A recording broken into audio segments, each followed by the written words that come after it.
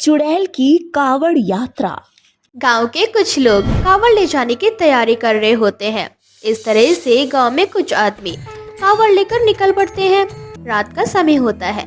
सभी कावड़िए एक साथ शिवजी जी का नाम लेकर चल पड़ते हैं। तभी रास्ते में उन्हें किसी की आवाज सुनाई देती है। तुम सब कावड़ लेकर हरिद्वार जा रहे हो गंगा मैया का पवित्र जल लेने। मुझे भी अपने इस समूह में शामिल कर लो भाइयों। पर बहन तुम कौन हो? हमें नजर क्यों नहीं आ रही? अगर तुम हमारे साथ चलना ही चाहती हो तो चल सकती हो, पर इसके लिए पहले तुम्हें हमारे सामने आना पड़ेगा। पर मुझे डर लग रहा है, अगर मैं तुम लोगों के सामने आ गई तो बाकी लोगों की तरह तुम भी मुझे छोड़कर चले जाओगे। बहन, ये लड़का लड़की का भेदभाव पहले था, अब नहीं। और मैं इस भेदभाव पर विश्वास नहीं करता कि कावड़ लड़के ले जा सकते हैं। अब के समय में लड़कियां किसी से कम नहीं। क्या हुआ अगर तुम एक लड़की हो? तुम हमारे साथ हमारे समूह में अपना कावड़ लेकर चल सकती हो। आखिर हम सब गंगा मैया के पास ही तो जा रहे हैं, शिव जी की पूजा करने और गंगा मैया का पवित्र जल लेने, ताकि हम सब लोगों की मनोकामना पूरी हो सके। कावड़िया समूह के बार बार बोलने पर चुड़ैल हवा में उड़ती हुई अपना कावड़ लेकर उन सभी के सामने आ जाती है। लेकिन अपने सामने एक चुड़ैल को देख सभी कावड़िए डर जाते हैं। जिसके बाद उसमें से एक आदमी डरता हुआ बोलता है, बिरजू भैया, ये एक चुड़ैल है। ये सब इसका छलावा है। ये हमें मारना चाहती है। मेरी मानो तो इससे दूर रहो और इसे यहीं छोड़ दो, वरना ये हम सभी को मार डालेगी। इतना बोलकर सभी कावड़िया वहां से भागने लगते हैं। लेकिन चुड़ैल उनके रास्ते में एक दीवार खड़ी कर देती है और आगे जाने का रास्ता बंद कर देती है। जिसके बाद चुड़ैल उन सभी कावड़िया वालों से बोलती है, हाँ, मैं एक चुड़ैल हूँ, परंतु मैं यहाँ किसी को मारने या डराने नहीं आई। तुम सब मेरा विश्वास करो, तुम लोगों को मुझसे कोई खतरा नहीं है। पर तुम चुड़ैल हो और हम एक चुड़ैल पर कैसे विश्वास कर लें कि वो हमारी कावड़ यात्रा पूरी होने देगी? मैं जानती थी मेरा असली रूप देखकर तुम सब भी यहाँ से भागने की कोशिश करोगे। अगर तुम सब जाना चाहते हो तो जा सकते हो, पर मैं तुम सबसे एक ही बात कहना चाहती हूँ। कावड़ यात्रा कोई साधारण यात्रा नहीं होती। इस यात्रा को कोई भी बुरी शक्ति या दुष्ट चुड़ैल पूरी नहीं कर सकती। पर मेरे हाथों में कावड़ है, मैं भी कावड़ यात्रा करना चाहती हूँ। क्या तुम्हें नहीं लगता इसकी इजाजत स्वयं मुझे शंकर जी ने दी है? तभी तो एक चुड़ैल होने के बाद मैं यहाँ तुम लोगों के सामने खड़ी हूँ। इतना बोलकर चुड़ैल वो दीवार गिरा देती है और उन कावड़े वालों को जाने के लिए कहती है।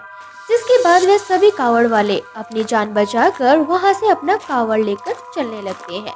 लेकिन चलते चलते हरिया और बिरजू को बार बार उस चुड़ैल की बात याद आने लगती है। जिसके बाद वो दोनों अपने समूह को रोककर उन सभी से बोलते हैं, भाइयों, मुझे लगता है कि वो चुड़ैल अच्छी है और मेरे ख्याल से उसकी कोई अधूरी इच्छा रह गई है, तभी तो वो अब तक कावड़ लेकर भटक रही है। हमें उसे अपने साथ लेकर चलना चाहिए ताकि उसकी अंतिम इच्छा पूरी हो सके और उसकी आत्मा को शांति मिल सके। मैं बिरजू की बात से सहमत हूँ, और वैसे भी भूले भटके की मदद करना तो एक नेक काम है। उस चुड़ैल को हमारी सहायता की आवश्यकता है। पर हरिया भैया और बिरजू भैया, वो एक चुड़ैल है और हम चुड़ैल पर विश्वास नहीं कर सकते। अगर कावड़ ले जाने से पहले ही रास्ते में उसने हम लोगों को मार डाला तो हम क्या करेंगे? हमारे बीवी बच्चे घर पर अकेले हैं। हमारी माँ बहनें हमारा इंतजार कर रही हैं कि हम जल्दी से कावड़ लेकर घर जाएंगे। अरे भाइयों, तुम क्यों डरते हो? हम ये कावड़ लेकर शिवजी का नाम जपते हुए जा रहे हैं, गंगा मैया के पास उनका पवित्र जल लेने, और स्वयं शिवजी हमारे साथ हैं। हमारा कोई बुरा नहीं कर सकता। अब सभी कावड़िया वाले हरिया और बिरजू की बात मान जाते हैं और चुड़ैल के पास फिर से जाते हैं। जिसके बाद वो लोग उस चुड़ैल को अपने ग्रुप में शामिल कर लेते हैं और बिरजू उस चुड़ैल से बोलता है, चुड़ैल बहन, आखिर तुम्हारे साथ ऐसा क्या हुआ था जो तुम आज तक कावड़ लेकर उत्तराखंड की वादियों में भटक रही हो? बिरजू के पूछने पर चुड़ैल उसे बताती है कि आज से कुछ साल पहले सावन का वो व्रत रखती थी और अपनी बेटी के साथ रहा करती थी। लेकिन एक दिन उसकी बेटी की तबीयत बहुत ज्यादा खराब हो गई। सभी डॉक्टर्स ने उसका इलाज करने से मना कर दिया, जिसके बाद एक पंडित ने उससे कहा, बेटी, सावन का महीना चल रहा है। इस समय पर सभी कावड़िया वाले कावड़ लेकर उत्तराखंड जाते हैं।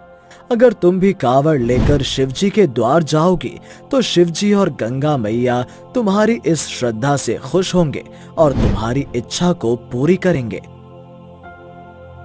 पंडित के कहने पर चुड़ैल अपनी बेटी को पंडित के हवाले करके कुछ कावड़ियों वालों के साथ कावड़ लेकर निकल पड़ती है। लेकिन कावड़ यात्रा पूरी होने से पहले ही उत्तराखंड में बाढ़ आ जाती है, जिसमें काफी लोगों की मृत्यु हो जाती है। उस बाढ़ में जिन जिन की मौत हुई उनमें से एक मैं भी थी। बस तभी से मेरी आत्मा यहाँ कांवड़ लेकर भटक रही है। मैं कब से इंतज़ार कर रही थी कि कोई आएगा और उस समुदाय के साथ मैं अपनी कांवड़ यात्रा शुरू करूँ और पूरी करूँ। तुम लोगों का बहुत बहुत शुक्रिया जो तुम लोगों ने मेरी मजबूरी को समझा। अब जब मेरा ये कांवड़ यात्रा पूरा हो जाएगा तब मेरी आत्मा को मुक्ति मिल जाएगी। बहन, तुमसे एक बात पूछनी है। तुम तो मर गई, पर तुम्हारी बेटी का क्या हुआ? जिसका कोई नहीं होता उसका भगवान होता है। उस दिन मेरी यात्रा पूरी नहीं हुई, पर बेटी मौत के मुंह से बच गई। आज वो उसी पंडित के साथ रहती है और इसीलिए मैं चाहती हूँ जो मैंने शिव जी से कहा था मैं उसे पूरा करूँ। बस इसीलिए मैं ये कावड़ यात्रा पूरी करना चाहती हूँ। चुड़ैल की कहानी सुनकर वहाँ खड़े सभी कावड़ियों वालों के दिल से चुड़ैल का डर खत्म हो जाता है और वे सभी लोग चुड़ैल के साथ शिवजी जी का नाम जपते हुए आगे बढ़ने लगते हैं। जय बम भोले, जय बम भोले। चुड़ैल सभी कावड़ियों के साथ जय बम बोले बोलती चल जाती है, परंतु इस बीच कुछ कावड़ वाले जमीन पर थक हार कर बैठ जाते हैं और अपने पैर के छालों को देखने लगते हैं।